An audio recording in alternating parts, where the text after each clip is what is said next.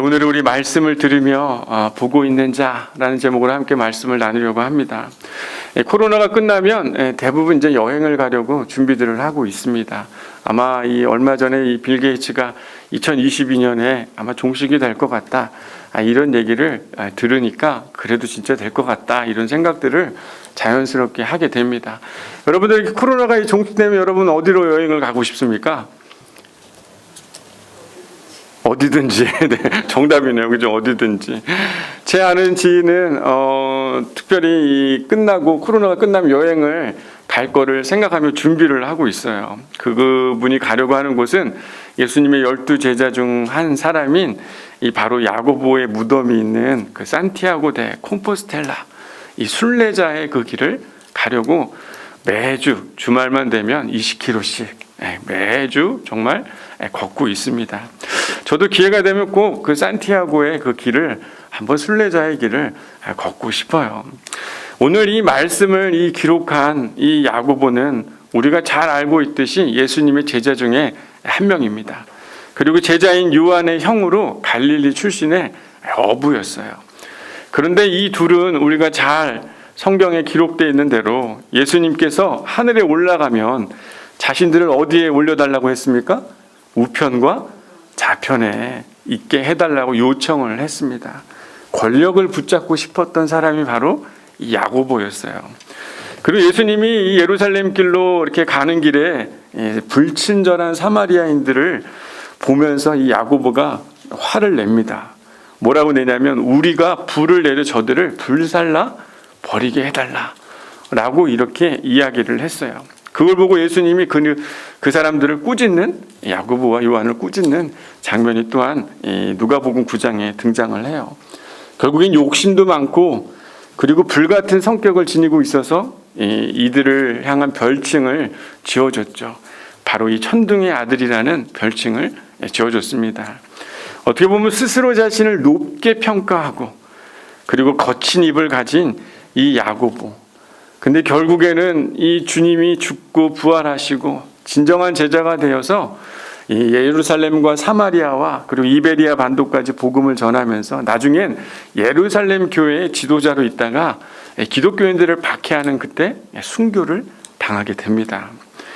어떻게 보면 이 야고보서의 이야기는 믿음의 행함에 대한 이야기가 많다 보니까 오히려 이 야고보가 말씀과 기도에 부족했던 사람으로 많은 사람들이 오해를 하는데 실제 이 야고보의 무릎은 예전에도 제가 한번 여러 번 얘기했을 것 같습니다. 야고보의 무릎은 뭘 닮았다고요? 낙타의 무릎을 닮았어요. 얼마나 많이 기도를 했으면 그의 무릎이 낙타의 무릎과 같이 되었다라고 고대 문헌들에 나와 있습니다. 그는 기도의 사람이기도 했지만 오늘 본문을 통해서 알게 되는 것처럼 진정으로 하나님의 말씀을 들여다보며 말씀을 상고하고 그 말씀이 깨닫게 하는 것을 삶에서 실행해 가고 있었던 진정한 제자가 바로 야고보였다는 것이에요. 여러분, 오늘 야고보는 이 핍박받고 있는 이 예루살렘 교회를 향한 이 성도들의 믿음이 점점 더 강성해지고 진정한 경건의 자리에 이르는 것을 야고보는 오늘 전하고 있습니다. 여러분 27절 한번 말씀을 한번 볼까요? 27절 한번 말씀을 한번 읽어보겠습니다. 시작.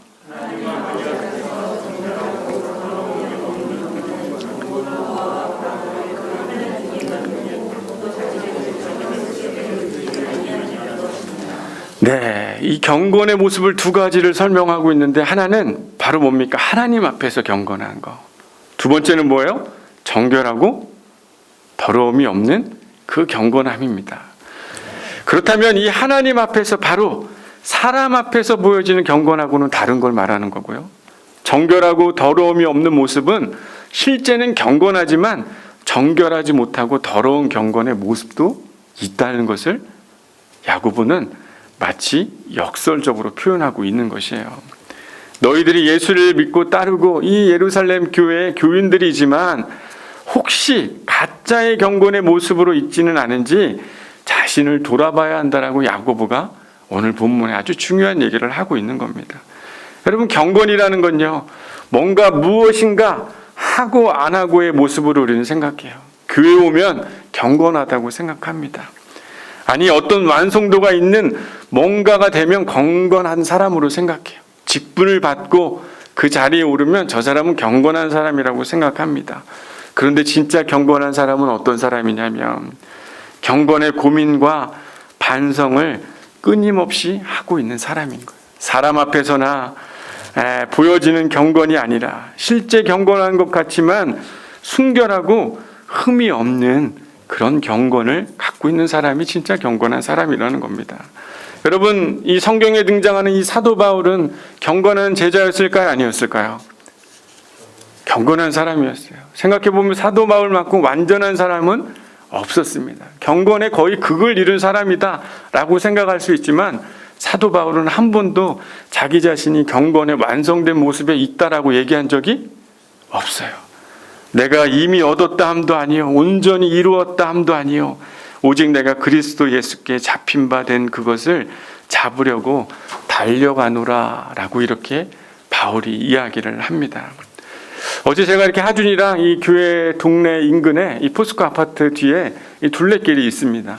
그래서 하준이랑 같이 이렇게 둘레길을 쭉 걷고 있는데 하준이가 좀 힘들었나 봐요. 한 20분 정도 이렇게 걷다 보니까 아이고 아직도 멀었네 아직 멀었어 이러면서 계속 얘기하는 거예요.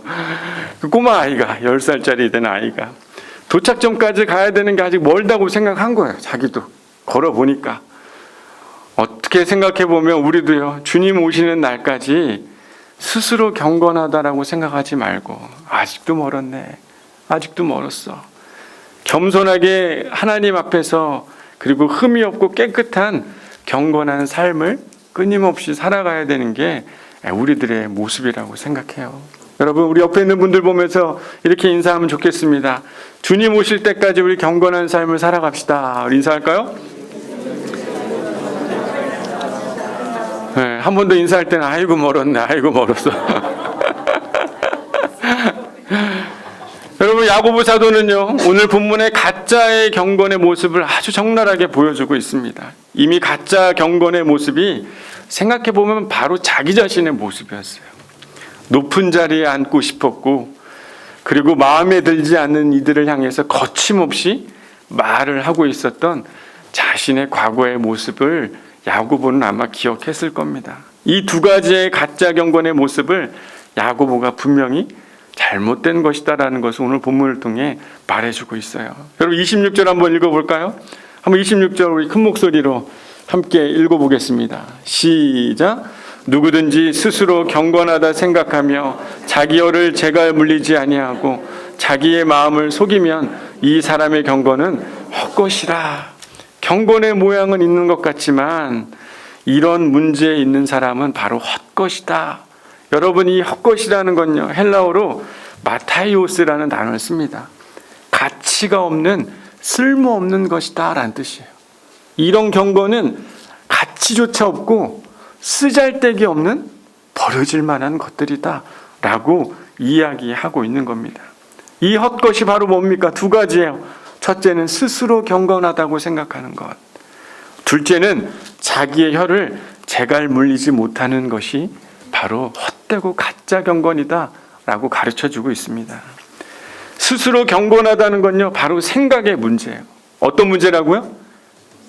생각의 문제예요. 나 스스로 괜찮은 사람이야 라고 생각하는 건 자신의 생각의 문제입니다. 두 번째, 자기 혀를 재갈 물리지 못하는 건 습관의 문제입니다. 어떤 문제라고요? 습관의 문제예요. 자신의 생각과 바꿀 수 없는 오랜 습관은 어떻게 다뤄야 하는가?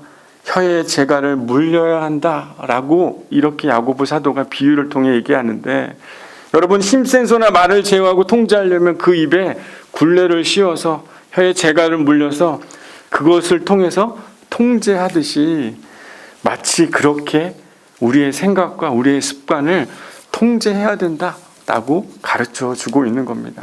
그래서 19절 한번 읽어볼까요? 19절입니다. 시작. 내 사랑하는 형제들아 너희가 알지니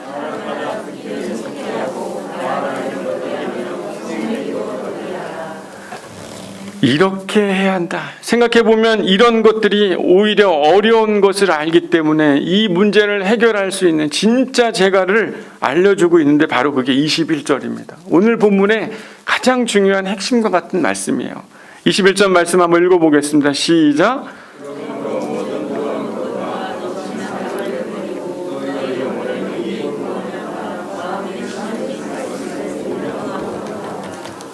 너희 영혼을 능히 구원할 바 마음에 심겨진 그 말씀을 온유함으로 받으라. 이렇게 얘기를 하고 있는 겁니다. 이 말씀도 구분되어 있어요. 마음에 심겨진 말씀을 온유함으로 받으라. 이게 다른 이야기입니다. 여러분, 마음에 심겨진 말씀이라는 건 뭐예요? 여러분, 이 심겨지다는 건 임플란트입니다. 여러분, 임플란트를 치아에 심으면 여러분 치아가 잘 빠져요, 안 빠져요? 빠지면 그 치과 의사가 잘못한 거예요. 거의 빠질 일이 자신의 잇몸이나 뭐 문제가 있긴 하겠지만 임플란트라는 건 단단히 고정되어 있다는 거예요. 이미 우리들 안에 하나님의 말씀이 여러분의 마음 깊이 심겨져서 이게 나옵니까, 안 나옵니까? 바깥으로 도망갈 수 없도록 여러분의 마음에 그 말씀이 심겨져 있다는 거예요. 근데 그 심겨진 말씀을 어떻게 받으라고요? 온유함으로 받아야 된다.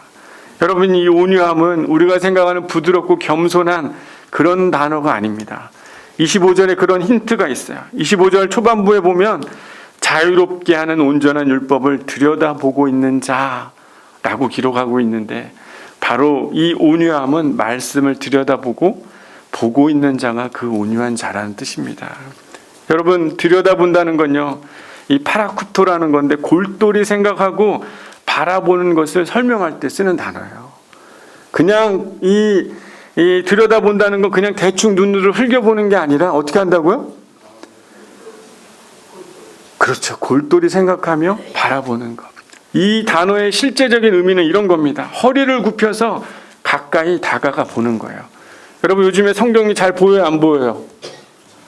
잘 안 보이죠. 여기 제가 안 보인 분들만 있네요, 보니까. 성경 볼 때 어떻게 해야 돼? 그래서 안 보이면 고개를 숙여서 어떻게 해야 돼요?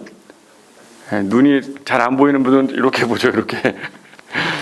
근데 진짜 이 골똘히 본다는 건요, 허리를 숙여서 자세히 찾아본다는 거예요. 그게 들여다보고 있는 자라는 얘기입니다. 실제 이 파라쿱토라는 단어가 성경에 어디 곳에 쓰였는지 제가 이 헬라어 사전을 찾아봤더니 이 베드로와 요한이 예수님의 무덤을 찾아가서 그 무덤 안을 들여다볼 때 예수님이 사라진 걸 보고 어떻게 봤다는 거예요? 허리를 굽혀서 그 동굴 안을 어떻게 했다는 거예요? 대충 본 게 아니라 있나 없나 세심하게 꼼꼼하게 살펴봤다는 게 바로 이 파라쿠토라는 단어입니다. 온유함으로 받는다는 건 대충 보는 게 아니라 깊이 생각하기 위해 그 말씀을 생각해보고 따져보고 고민해보고 세심하게 살펴보는 그런 과정이라는 거예요.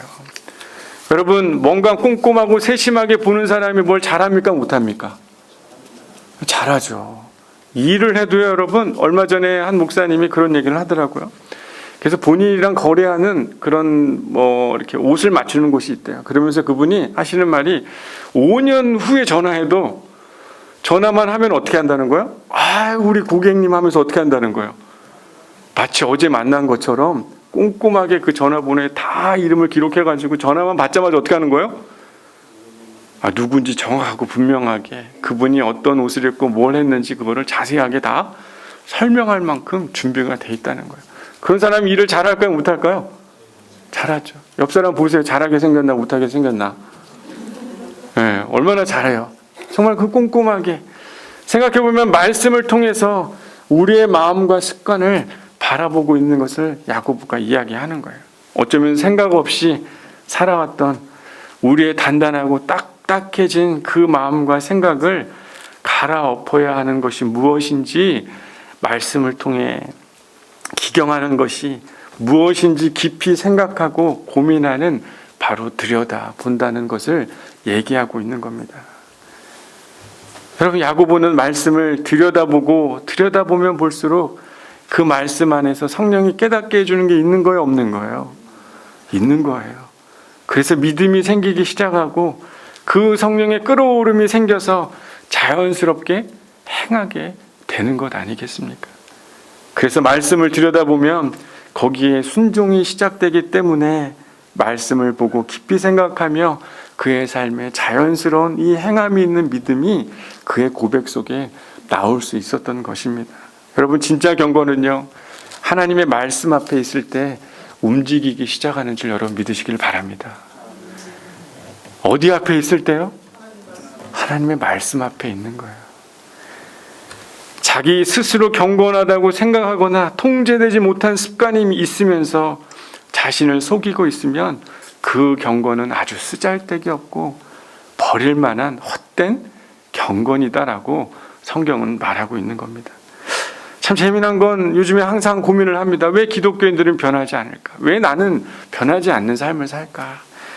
말씀을 듣고 이렇게 예배를 잘 드리는데 왜 순종이 따르지 않는 것일까?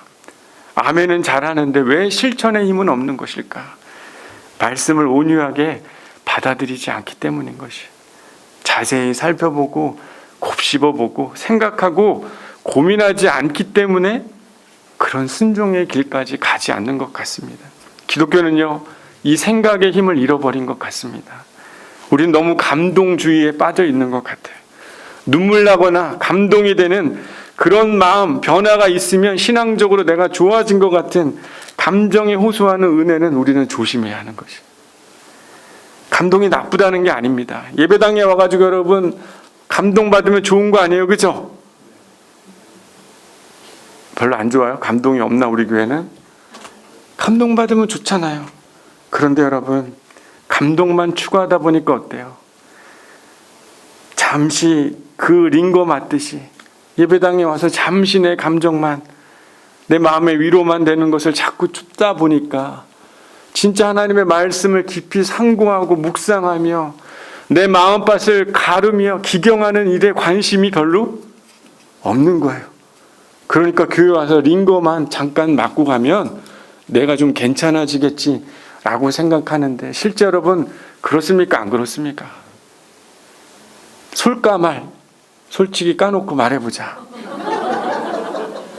그래요? 안 그래요? 안 그러죠. 사도 바울은요, 베레아에 있는 사람들에게 데살로니가 사람들보다 더 간절한 말씀을 받고 이것이 이러한가 하여 날마다 성경을 상고한다 라고 얘기를 했어요.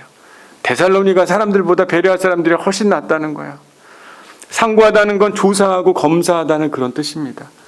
야고보가 이야기하는 이 온전한 율법을 들여다보고 있는 자의 모습과 같은 것이에요.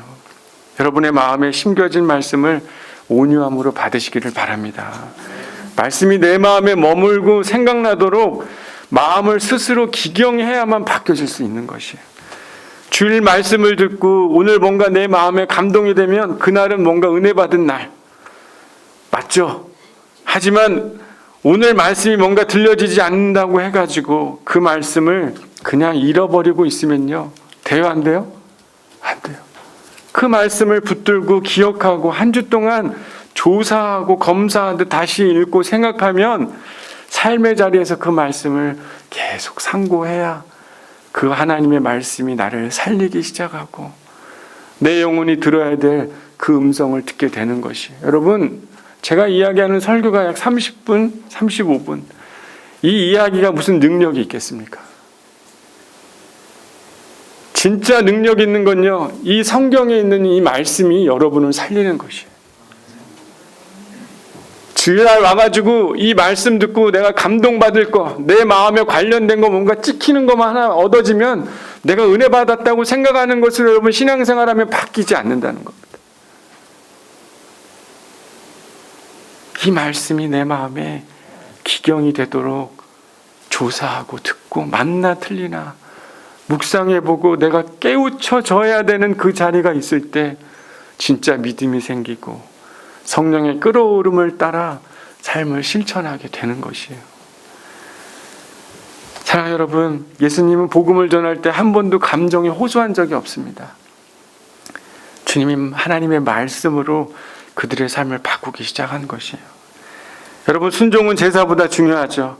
그런데 순종보다 더 중요한 건 바로 깊이 들여다보는 생각이 중요한 것이에요. 말씀 앞에 머물고 생각하고 깊이 들여다보면 우리는 자연스러운 순종이 일어나게 되며 우리가 좋아하는 그 복을 받는 거예요. 27절 한번 말씀 읽어볼까요? 시작.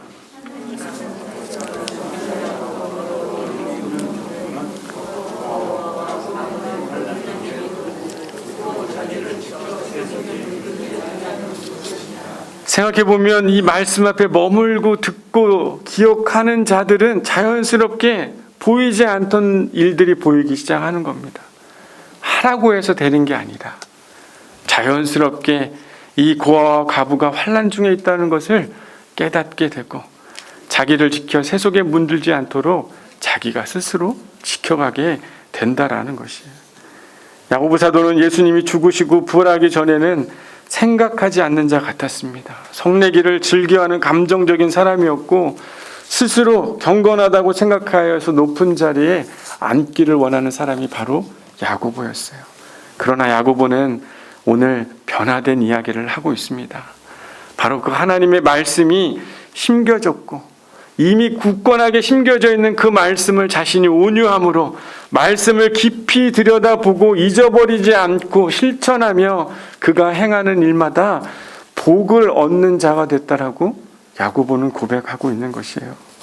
말씀을 듣긴 들었지만 스스로 경건하다고 생각하며 생각 없이 말씀을 행하는 자가 되지 말고 말씀은 들었지만 자기 모습을 금세 잊어버리는 것처럼 깊이 생각하지 않아 행하지 않는 그런 자가 되지 말라고 이 예루살렘 교회를 향해 야고보가 오늘 이야기를 하고 있는 것입니다. 사랑하는 양문교회 여러분, 스스로 경건하다고 생각하시는 분들이 있습니까?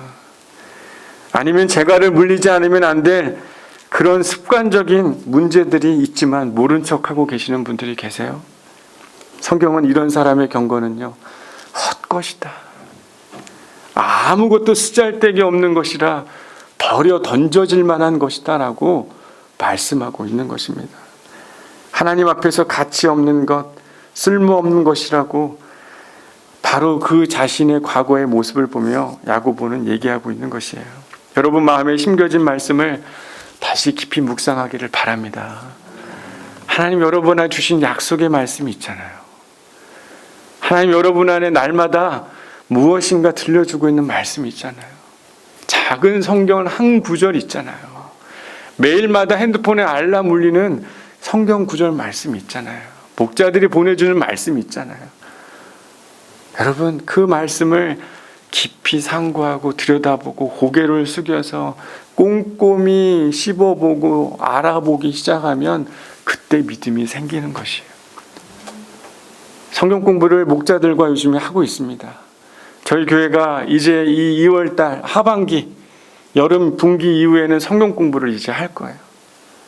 여러분들 이 목자들이 성경 공부를 하면서 고백하는 게 있어요. 다들 교회 목자 하면은 다들 신앙에 연륜이 있는 것 같죠. 목사니까 다 연륜이 있는 것 같죠. 그렇지 않아요. 말씀 앞에 서보니 얼마나 부끄럽고 부족한지 알게 되는 거예요. 그때 진짜 믿음이 생기기 시작하는 거예요. 여러분 특별히 이 야고보서 이 사도가 25절에 아주 놀라운 그런 축복의 얘기를 해줍니다. 25절 한번 읽어보겠습니다. 시작.